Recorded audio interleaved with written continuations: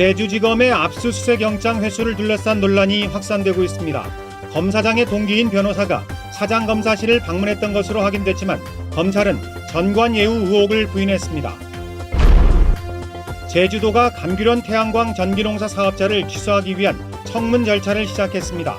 농민들의 피해가 커질 것으로 우려되고 있습니다. 제주 시내 고층 오피스텔 옥상에서 불이 났습니다. 인명피해는 없었지만 주민들이 대피하는 소동이 벌어졌습니다. 최근 패러글라이더가 고압선에 걸려 한 명이 숨지는 사고가 발생한 가운데 고압선 감전 사고를 막기 위한 방법을 알아봤습니다. 여러분 안녕하십니까? 뉴스데스크 제주입니다. 제주지검 간부들이 법원에서 압수수색 영장을 몰래 회수했다는 논란이 검찰 내부의 진실공방으로 번지고 있습니다. 담당 검사가 조직적인 은폐 의혹을 제기하자 차장 검사가 공개적으로 기자간담회를 열어 반박하고 나섰습니다. 김항섭 기자입니다. 압수수색 영장 회수가 부당하다며 대검에 감찰을 요청했던 제주지검 A검사는 어제 검찰 내부 게시판에 글을 올려 여러 의혹을 제기했습니다. 부장검사가 법원에 서류가 접수되지 않았다고 거짓말을 한 뒤 다음 날까지 사건을 종결하라고 지시했다는 겁니다. 해당 피의자의 또 다른 사건을 다른 검사에게 배당해 원칙을 어겼고 변호인이 제주지검에 근무했었다는 정관예우 의혹까지 제기했습니다. 김한수 제주지검 차장검사는 기자간담회를 열어 이 같은 의혹들을 반박했습니다. 부장검사는 당시 영장이 회수된 사실을 몰랐고 사건이 송치된 지 석 달이 지나 수사를 서두르도록 했을 뿐이라는 겁니다.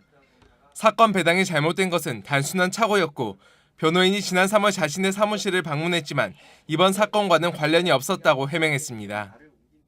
저도 압수수색 영장이 올라왔을 때 비로소 참 이 사건이 있다 그랬지라고 하는 걸 알고 기록을 보게 된 것이고 당연히 변호인도 전화든 찾아오는 거든 접촉을 한 적이 없습니다. 검사장님도 마찬가지고요. 문제를 제기했던 40대 여성 평검사가 열흘간 거의 잠을 자지 못했다며 심경을 토로한 가운데 영장 재검토를 지시한 이석환 제주지검장은 청주지검장으로 발령됐습니다. 광주고검은 빠른 시일 내에 진상조사를 마치겠다고 밝혀 결과에 관심이 쏠리고 있습니다. MBC 뉴스 김항섭입니다. 농민들에게 높은 수익을 보장하고 신재생 에너지 보급을 늘리겠다며 제주도가 야심차게 추진했던 태양광 전기 농사가 좌초 위기에 놓였습니다. 제주도는 뒤늦게 대우건설을 상대로 청문회를 열고 이르면 다음 달에 사업자 지정 취소 여부를 결정하기로 했습니다. 이러나 저러나 제주도를 믿었던 농민들만 피해를 입게 됐습니다. 박주연 기자입니다. 감귤원 태양광 발전 사업자가 사업을 계속 추진할 의지가 있는지 확인하기 위해 열린 청문회. 청문회 진행을 맡은 변호사가 사업자인 대우건설 컨소시엄이 약속을 어긴 내용들을 지적하며 명확한 입장을 요구했습니다. 증권회사를 통해 자본금을 조달하려던 계획이 무산돼 자금 능력이 불투명한 데다 20년 동안 책임지고 운영하는 대신 3년 뒤에 사업에서 빠질 수 있다는 입장을 보였기 때문입니다. 이에 대해 대우건설 측은 책임 운영 기간 20년을 보장하고 새로운 자본을 유치해 사업을 계속 추진하겠다고 밝혔습니다.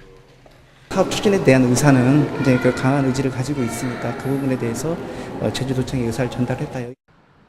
하지만 제주도는 대우건설 측이 투자금을 유치했다는 약정서를 제출하지 않은 만큼 신뢰하기 어렵다는 입장입니다. 빠르면 다음 달 안에 사업자 지위를 취소할지 결정한 뒤 새로운 사업자를 공모할 수도 있다고 밝혔습니다. 의지 표명만으로 이 사업이 진행될 수 있는 게 아니고 명확한 보장책이 나와야 됩니다. 그런데 아직 대우건설은 제주도나 우리 도민이 신뢰할 만한 보장책을 제시하지 못했습니다. 문제는 사업자가 취소될 경우 태양광 발전 시설이 들어서는 줄만 알고 농사를 짓지 않았던 농민들이 피해를 보상받을 수 없다는 겁니다. 대우건설 측이 농민들에게 농지를 빌리는 계약을 맺으면서 손해배상을 하지 않는다는 조건을 달았기 때문입니다.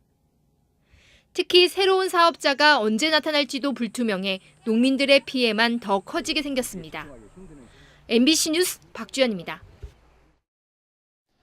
제주시 시민복지타운의 건축규제 완화 계획이 재검토됩니다. 제주시는 친환경 저밀도 도시개발을 위해 건축규제를 강화했던 시민복지타운의 개발 취지와 어긋난다는 시민단체와 지역 주민들의 지적에 따라 규제 완화 방침 철회를 검토하고 있습니다. 제주시는 최근 지구단위 계획 변경 용역 설명회에서 건물 높이를 3층에서 4층으로 높이고 주택당 가구 수를 최대 3가구에서 6가구로 늘리는 방안을 제시했습니다. 오늘 아침 제주 시내 고층 오피스텔에서 불이 났습니다. 다행히 인명피해는 없었지만 도심 한복판에 화염과 연기가 치솟으면서 주민들이 대피하는 소동이 벌어졌습니다. 이소연 기자입니다. 시커먼 연기가 하늘을 뒤덮었습니다. 시뻘건 불길과 함께 쉴 새 없이 연기가 뿜어져 나옵니다. 소방대원들이 물대포를 양쪽에서 쏘아 올려보지만 연기가 오히려 더 거세게 치솟습니다. 제주시 노영동의 12층짜리 오피스텔 옥상에서 불이 난 건 오늘 아침 8시 반쯤. 다행히 인명피해는 없었지만 옥상에 냉각탑을 태워 소방서 추산 130만 원의 재산 피해가 났습니다. 불은 20분 만에 꺼졌지만 냉각탑 2개를 모두 태우면서 연기가 치솟아 주민들이 대피하는 소동이 빚어졌습니다.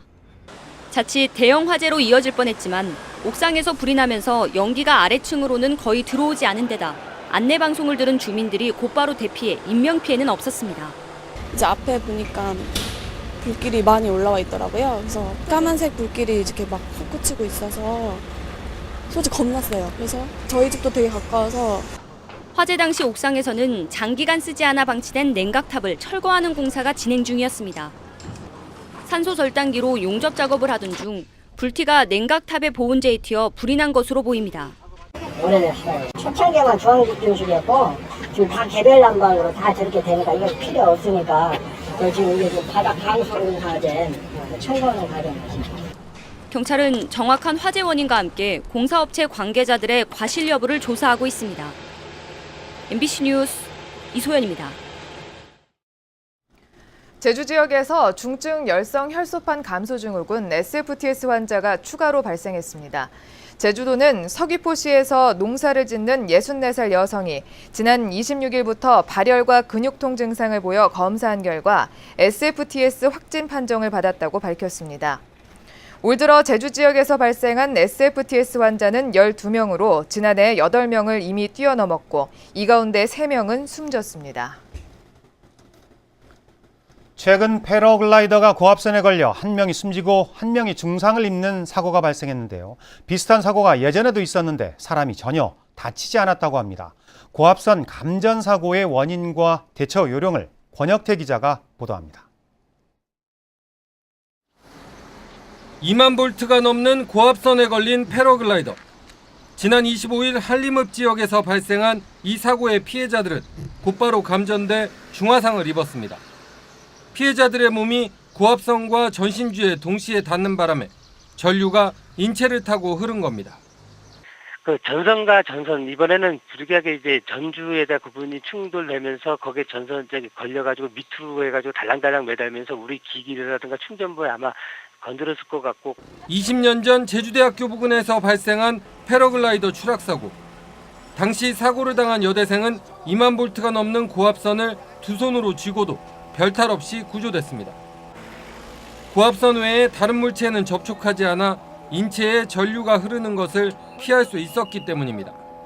상태 괜찮습니까? 네, 괜찮아요. 그 사고자가 전력선을 두 손으로 꽉 쥐고 있었기 때문에 결국은 전력선의 저항보다 인체의 내부의 저항이 굉장히 높습니다. 그러면 전류는 저항이 작은 쪽으로 흐르기 때문에 대부분의 전류가 전력선을 통해서 흘렀다고 볼 수 있습니다.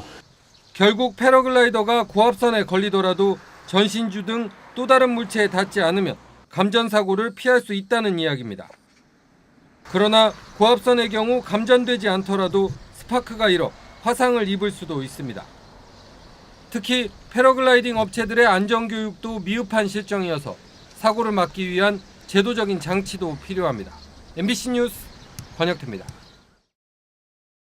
전국적으로 고병원성 조류독감에 따른 이동제한 조치가 해제됨에 따라 내일부터 닭과 오리고기, 달걀 등 가금 산물의 반입이 전면 허용됩니다.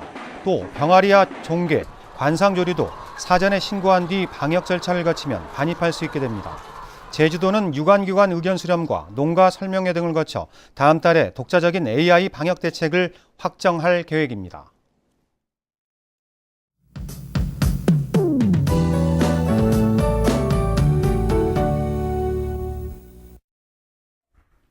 네, 남서부 지역에 내려졌던 폭염주의보는 다시 전 지역으로 확대가 됐습니다. 주말인 내일은 오늘보다 더 덥겠는데요. 뜨거운 햇볕이 내리쬐면서 더위 체감지수는 위험 단계까지 오르겠으니까요. 장시한 야외 활동을 하신다면 충분한 휴식과 수분 섭취를 해주셔야겠습니다. 하지만 대기 불안정으로 인해 낮 한때 강한 소나기가 지나는 곳이 있겠는데요. 예상되는 비의 양은 5에서 40mm가량이고요. 비는 산지를 중심으로 더 많이 집중될 것으로 보입니다. 한편 일요일인 모레 도 찜통 더위가 기승을 부리겠는데요. 낮 최고 기온은 32도에서 33도로 평년과 비슷하거나 조금 높겠습니다. 다음은 자세한 지역별 날씨입니다. 네, 내일 아침 기온은 26도 내외로 열대야 기준인 25도를 웃돌겠습니다. 낮 최고 기온은 32도에서 33도로 북동부 지역을 중심으로 더위가 더 심할 것으로 예상되고요. 해상에는 너울이 높게 일면서 해안가 피서객들과 갯바위 낚시객들은 안전사고에 유의하셔야겠습니다. 네, 다음 주에는 기압골의 영향으로 월요일부터 수요일까지 비 소식이 있다는 점 참고하셔야겠습니다. 날씨였습니다. 제주도가 오는 31일자로 하반기 정기 인사를 단행했습니다. 제주도는 기획조정실장의 이중환, 도의회 사무처장의 고창덕, 특별자치행정국장의 유종성, 보건복지 여성국장의 오무순 씨를 발령했습니다. 또 농축산식품국장의 이유철, 경제통상산업국장의 김현민, 문화체육대외협력국장의 김홍두, 교통항공국장의 오정훈, 감사위원회 사무국장에는 양기철 씨가 임명됐습니다. 김진표 전 국정기획자문위원장이 제주에 내국인 카지노를 도입해야 한다고 말해 논란이 예상됩니다. 김 위원장은 오늘 제주도청 간부 공무원을 대상으로 한 특강에서 제주도가 영종도에 앞서 내국인 카지노를 도입해야 제주 관광이 발전할 수 있다며 반대 입장을 가진 시민단체들도 발상을 전환해야 한다고 주장했습니다. 제주대가 총장 직선제를 부활하기로 한 가운데 구성원들의 투표 비율을 놓고 진통을 겪고 있습니다. 제주대 학생들은 오늘 집회를 열고 학생 투표 비율을 8%로 요구했는데도 교원들이 일방적으로 2%로 결정했다며 더 높여달라고 요구했습니다. 제주대는 다음 달 총장 임용추천위원회를 구성해 투표 비율을 확정합니다. 제주지방법원 제갈창 판사는 내연녀를 폭행한 혐의로 기소된 46살 이모 씨에게 징역 1년에 집행유예 2년을 선고했습니다. 이 씨는 지난 2월 내연녀인 49살 A 씨가 헤어지자고 하는데 불만을 품고 자신의 차량에 2시간 동안 감금해 폭행하고 신체 일부를 촬영한 혐의로 재판에 넘겨졌습니다.